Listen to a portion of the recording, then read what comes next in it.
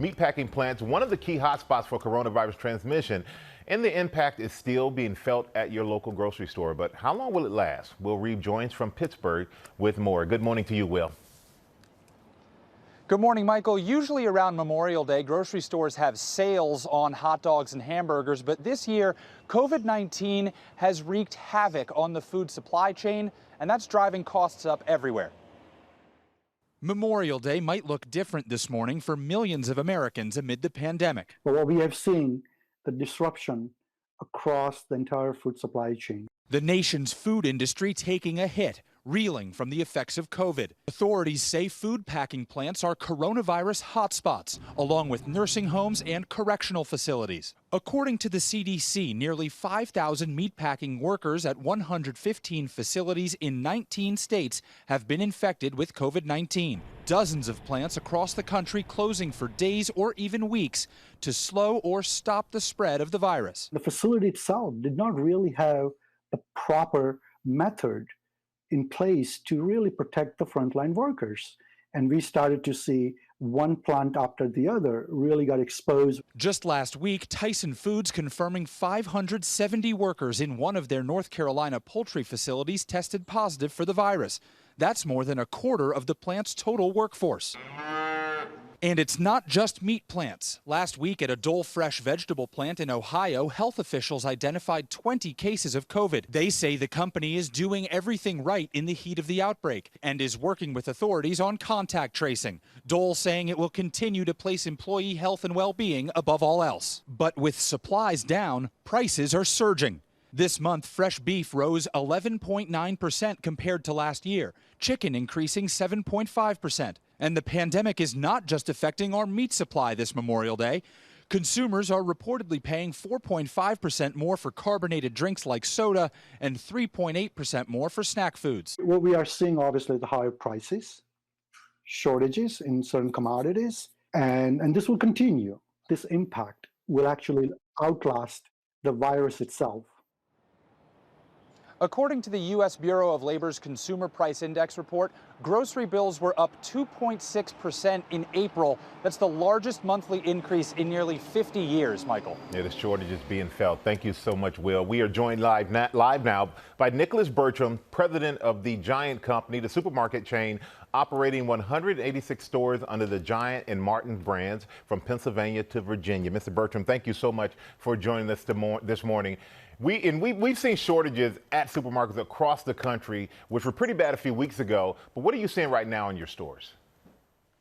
Yeah, good morning, Michael. I would say that what we're seeing is continued improvement week over week. You know, the entire American food supply chain has been hustling and working very hard to make sure that there's more availability. And we're starting to see that. We're seeing it on the side counters in the meat departments and our fresh meat cases, and really across everything. So even though there's not the variety that consumers saw, pre-COVID, it's definitely improving every single week. So what items are still in short supply, and when do you think those items and the availability will be back to normal?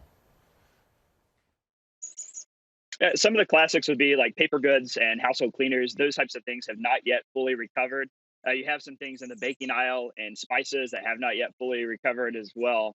But then you've got great things like fruit and veg, where if you have a good local supplier network like our company does, you really didn't see any impact at all.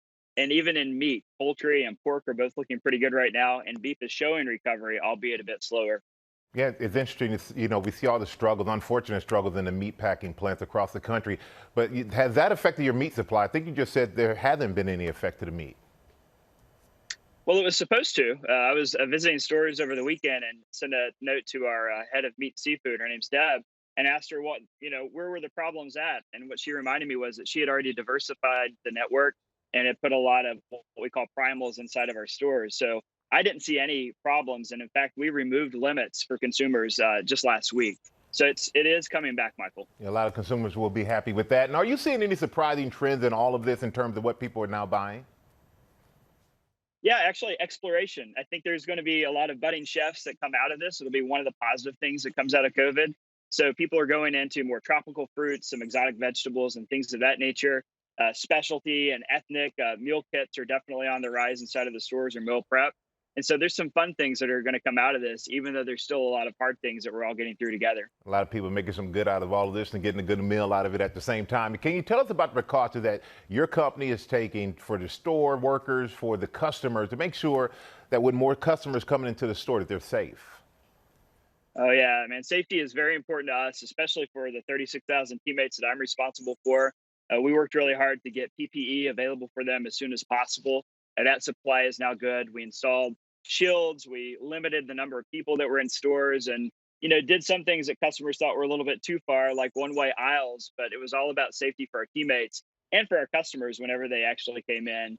And so as social distancing has become a bit more normal, we're able to relax certain things. But there are other things that we just will not relax because safety is going to become first. In simple terms, it's better safe than sorry. Mr. Bertram, thank you so much for your time this morning. We appreciate it. Thank you. Thank you, Michael.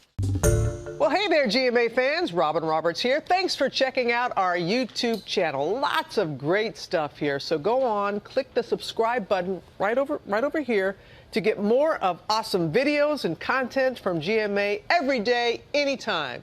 We thank you for watching, and we'll see you in the morning on GMA.